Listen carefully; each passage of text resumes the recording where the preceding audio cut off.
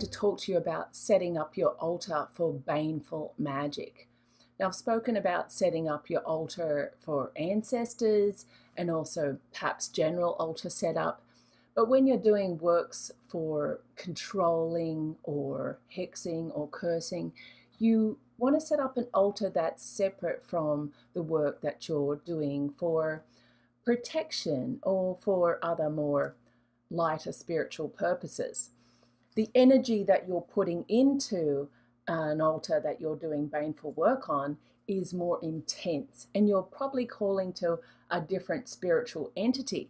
It doesn't matter if you're doing black magic and you're calling to more of that demonic type energy, or if you're doing hoodoo and you're calling down Papa Legba or any of the other very powerful spiritual entities from other lands or cultures. You could also be calling to Kali, Lilith, so forth. And all of these energies, these really heavy, intense energies, and their state of mind you have to be in when you're calling to these entities is very different from the altar that you're going to set up to do lighter spiritual work. You get it? So, where can you set up this altar? The first question. I have recommended in the past that you don't set up this level of altar in your bedroom or somewhere that you sleep, especially if you're not used to this type of energy. However, if you're used to this type of energy and if having this level of spirit around you doesn't bother you, then of course, if this is the only space that you've got to set it up in, then do so. But also you can do it outside. So if you have a big, beautiful tree outside, especially one of those old trees like the banyan trees or big oak trees with little nooks and crannies in there, it's really awesome to set that up as an outside altar. Outside altars have lots of playful spiritual entities around there too. So you can call to these spiritual entities to assist you in your workings. Now, I just remembered back in Australia in the Hunter Valley on a property there, I've got a big, beautiful outside altar. And it's interesting that when people who aren't from a magical space or place, not witches, warlocks, or any form of occultists, walk past this place, even though visually they don't know exactly what it's for, they can feel the change in energy there. And that's because when you do create a temple or an altar or a space for magical purposes, it does change that energy. So it doesn't matter. So the point is, it doesn't matter where you're setting up this altar, just know that it's going to create a certain energy vortex around it to protect the space, to protect the working that's going on there, and to really transform your world when you're doing that world from the mundane into the magical. Now, if you don't have access to an outside space and you cannot do it in any other part of your house or yard, you'll need to set up a temporary altar, and that is perfectly okay. So where can you do that? Well, you can do it on your bedroom floor. If you need to go in your bedroom and you have a certain little part of your room and it's on the floor, then that is your altar space. Traditionally, especially when looking at more folk magic cultures, a lot of the altars were on the ground. You created a space, a ritual space, and you did your workings on the ground. That is perfectly okay. If you're in your bedroom, maybe you have a drawer, a large drawer that you can consecrate and have that for your magical workings. It could be a box. It could be something that is just set up, like even a cardboard box. You can actually set that up to be your temporary and movable altar space. So there shouldn't be any excuse why you can't set it up. Okay, so that's given you lots of ideas on where to set it up. What is really important is that you consecrate that space. So rather than just talk about it, I'm going to take you over to my current space that I've set up for baneful work here in New Orleans, and I'll show you how you can set it up and give you a couple of ideas, okay? So let's head over to my altar. So here we have my altar for baneful magic here in New Orleans, And I'll walk you through some of the concepts that I've set up here so you can decide what you want to do yourself. Firstly, when I came into this space, I did a little ritual to actually set this up for my temple. This is now my temple space. And so I just did a little smudging ritual, if you want, just maybe incense, light a couple of candles, and say a few words just regarding what the magical purpose of this particular space is to me right now. That's all you need to do. And then, because this was just a bookshelf, if you like, what I did was I consecrated it with, once again, I smudged it with incense and stated its purpose, and that its purpose will only be for baneful reasons. And then I rubbed it all down with rubbing alcohol. That's to remove any of the old energy or the old purpose that this object had before. Then, because I like things nice, shiny, and clean and looking healthy, I put furniture oil all over it. Actually, I've still got some. I like it nice and shiny. And then it's also giving a lot of respect to the object, because I want to give the object the love that it deserves, to have it looking its best condition. So, so I rubbed it over with furniture oil and so forth. And then I have an altar cloth. Now, for baneful reasons, you might want a black altar cloth. A lot of people don't actually say to protect the altar with anything further than just the altar cloth. They'll say just be mindful and maybe just have an offering bowl or a burning dish put there to put your offerings on. But if I just had that on my altar cloth, if I was burning something, a little bit of the ash fell to the side, that is actually going to burn my altar cloth and be a fire hazard. So what I do, I put a little bit of perspex on top of the altar cloth in itself.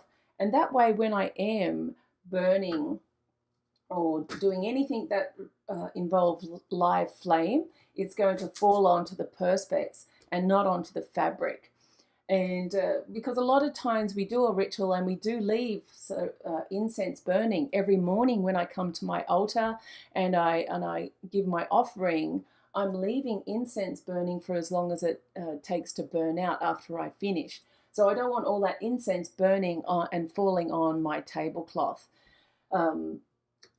Maybe you're not as careless as me. I can be quite careless. I'm quite renowned for being a little bit of a firebug. But yeah, that's my tip based on my issues. You'll see in some books they'll talk about Florida water and so forth for hoodoo to consecrate your altar. Florida water is not a good thing to consecrate or wipe down your baneful altar. I don't recommend that anyway. So rubbing alcohol is good, or just getting the incense and smudging the whole area with incense, removing the old energies and resetting it with the new purpose. That's so important. So if you can't get an altar cloth, don't sweat it. Remember, if you're using the floor or even outside using a patch of dirt, you may not want to use an altar cloth. So that is just totally up to you. You'll have 2 candles in the 2 back corners of the altar. Now, you can have white candles, red candles. It depends on the purpose of the spell or the ritual that you're doing on the altar. For me, I have 2 large black altar candles on either end of that altar space. Then, and if I'm doing especially like hoodoo sort of work, or even some of the traditional witchcraft work, you're going to have 2 candles on the left-hand side. This candle represents me. Or if you were doing work for someone else, you've got a candle that represents the person that you're doing the work for. This candle represents me, and then this candle represents the target, the person that I'm working or wanting to manipulate. So this is on the right-hand side. Also on the right-hand side, if I had any personal concerns with this person, maybe photos, nail clippings, if I had a jar or something connected to this would all be on my right-hand side, all of that here. Now I have a statue of Lilith here. Some books will say that you should also have this to the right hand side, and in fact a lot of them say that it should be on the right hand side in the bottom corner.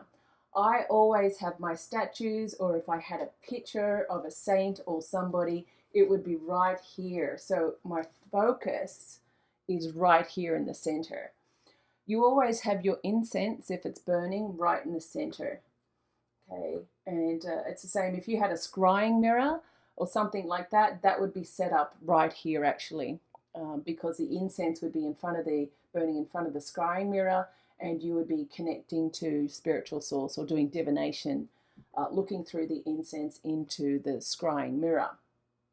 A Bible, I don't have my Bible here. Bibles should be placed on the right hand side in the lower corner, and normally I tab any of the Psalms that I'll be using. And yes, you do use a Bible for hoodoo and baneful magic, absolutely. If you didn't know it, but a lot of the Psalms are used to curse or hex just by their very nature. They're actually ready-made spells for cursing, hexing, and even causing death to other people. So having a copy of the Bible with little tabs on where you should go to in the most appropriate verses is quite handy. And it should be no shock to you that in the traditional hoodoo tradition or voodoo, that a lot of the people that were held against their will here had to use Bible verses to hide their own traditional magical systems when they were dragged out from Africa, different countries in Africa, and forced into slavery in the USA. So they had to convert from their religious practices into practicing Catholicism or Christianity, and had to use another system to hide all of these baneful spells. Okay, so this is why we also continue to use the Bible in baneful magic. Isn't that cool? So if I had to give you the most important tip, it would be to consecrate the area. Make sure you set the intention for whatever altar that you use. So it doesn't matter if it has none of this stuff on it, and all you're doing is consecrating the area, and you're setting the intention, the purpose for that magical space. So when you go in there with your candle, maybe it's just a candle and you're putting it down there, this candle is now sitting in a magical space, ready for the magical purpose or intention you're about to give it. That's so important. Because without a magical intention to any of these spaces, it's just all mundane. And that is the huge difference. The spirituality of that item and of you when you enter that space. I hope this has helped, and I'll see you next time.